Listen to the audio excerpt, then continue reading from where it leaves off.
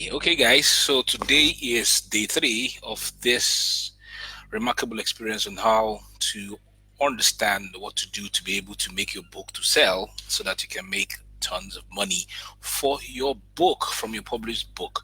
So today we're going to be looking at marketing starting from the beginning. So the marketing of your book starts from the beginning. The marketing of your book starts right from the beginning. It starts from the day that the idea is conceived in your head. The marketing of your book starts from the day that the idea is conceived right here in your head.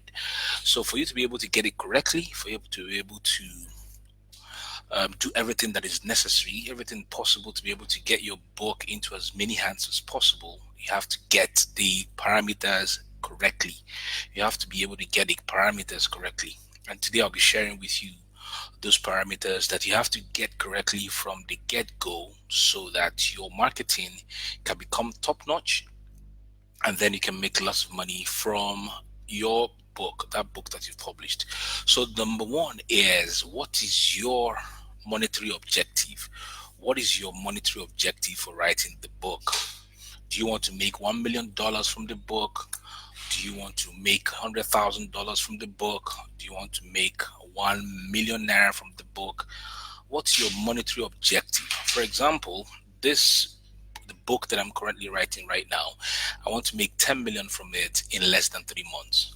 10 million naira in less than 3 months. That means I have to be able to sell 1,000 copies of the book at 10,000 naira a copy to be able to make 10 million naira in 3 months. So, what's your monetary objective? You shouldn't be shy about it. You shouldn't be feeling bad about it to talk about money. Put it before you to yourself to say, okay, I'm going to make 1 million naira from this book in 6 weeks, 10 million naira from this book in 1 year. Or you say, I want to make 100,000 naira from this book in less than 3 months or in less than 180 days. It all depends on you. That parameter should be gotten correctly, because the moment you get it correctly, then you're on the path towards doing everything necessary, pulling out every strategy that is possible for you to be able to make that a reality. So, what's your monetary objective? Get out your pen and paper right now and write down what your monetary objective is. The number two, what is your non-monetary objective?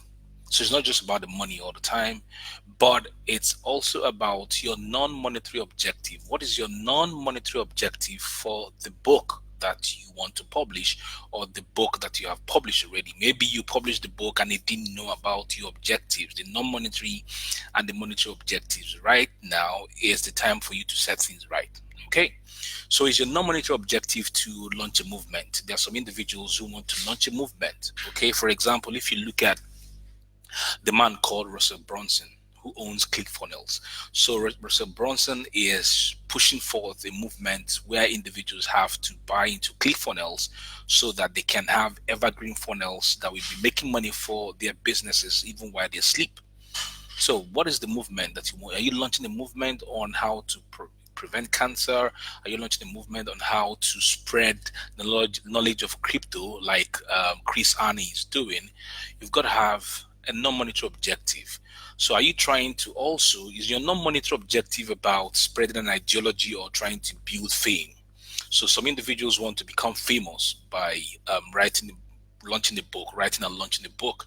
Is that your non-monetary objective? That's perfectly fine. So if you want to spread an ideology or you want to build fame for yourself, that is perfectly fine. Do you want to challenge a long-held notion? For example, there could be certain notions that you've never loved. Perhaps in the health sector, there are individuals I've seen in the health sector who are currently challenging certain long-held notions about consuming fats or about consuming protein. So, do you want to write a book to challenge a long held notion, something that has been there over the years that you want to change people's ideology about it? Then that could be your non monetary objective. Set that for yourself. It's all about you and what you want your book to achieve. Okay. Having noted all these things, your monetary objective and your non monetary objective, the next parameter is who is your book for? Who is your book for?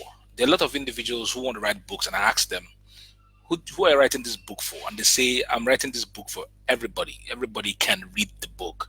That is a recipe for disaster. That's a recipe for pain, because your book, no matter how good it is, cannot be for everybody. Your book is not water that everybody will drink. Your book is meant to serve a specific set of individuals. It's critical for you to understand it. And how do you know this particular individual that your book is for? It's about what we call persona. So you take that particular individual, put him before your face, or nail it on the wall, and begin to think along these lines. What are the frustrations of this individual? It could be that the individual is Mr. Sampson, or individual could be Mrs. Ebere. You choose. So what are his frustrations? What are his frustrations? What are his aspirations? What are his desires? What are his problems? Where does he live? What level of education does he have? What level of income does he have? Where does he hang out? Where does he live? These are some of the questions that you have to start asking yourself. These are the things that will direct who you are writing this book for. I say it again. Not everybody needs your book. Not everybody will read your book. Not everybody needs to read your book. So understand the frustrations, aspirations, desires, problems, where your prospective reader lives, level of education, level of income, where they live and where they hang out. What this does three things. Number one, it will determine the kind of language that you're going to use in the book. So for me, I've written a book called, this is my book of fiction. This book is my book of fiction called Narrating Self. For those of you who may have read Narrating Self, you find out that I am quite, in the book, I was quite graphic with my illustrations when it has to do with sex. And so I tell individuals who buy the book that please do not give this book to your 13-year-old child. Do not give this book to your 12-year-old child or your teenagers. This book is meant for adults, those who are 18 and above, who will not cringe at some of the words or the way my graphic book. So your audience, the audience that you are writing for, the people that you're writing for, will determine the kind of language that you're going to put in the book. This book was not written for toddlers, was not written for teenagers. It was written for people who are 18 and above, who have come to an understanding of what it means to appreciate the conversations surrounding sex. Okay.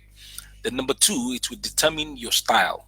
What will your style be? Will it be formal or will it be informal? If you've read the book called Chicken Soup for the Soul, the series, right, by Jack Canfield, you will understand that Jack Canfield writes in a way that is very conversational. The stories are very conversational, they're very informal. You can connect with them, you can feel the story. So the audience that you're writing for will determine your style in the book, whether you're going to be formal or whether you're going to be informal. Okay. Number three is that it's going to determine your tone. If you've read a book called Small Business, Big Money by Akin Alabi, the owner of NairaBet, you find out that in the book, Akin Alabi was very brash. He was very brash with his tone. He could tell you straight to your face and tell you, hey, this thing you're doing is bullshit. This is not the way it works. This is how it works in Nigeria. Take it or leave it. I am the Don, and I'm telling you that this is how it works. If you read the book, that is the tone that Akin Alabi used in the book, because he's writing to certain kinds of individuals who will take on his knowledge, and based on where he has been or where he is currently in his life, he's currently before he read the book, actually he wasn't in the position right now, but he has been building a multi-million-dollar business. So he can actually tell you what it takes to run a business in Nigeria, and you have to take it. So he was brash. He was brash in the book. So you have to understand if your book will be formal or informal, and then the tone. Will your tone be empathetic? Will your tone be authoritative? It's for you to decide based on the audience that you are serving. Okay, so I hope that this makes sense. Go and write down what your monetary objective is, write down what your non-monetary objective is, write down who your book is for, so that you can understand how to put in the effective marketing strategies that will help your book to get into the hands of the people that you're trying to reach out to. Okay, so watch out for the next video where I will be dealing with another marketing strategy that will help your book to be sold. Your book will sell. Okay, see you again in the next video. Ciao.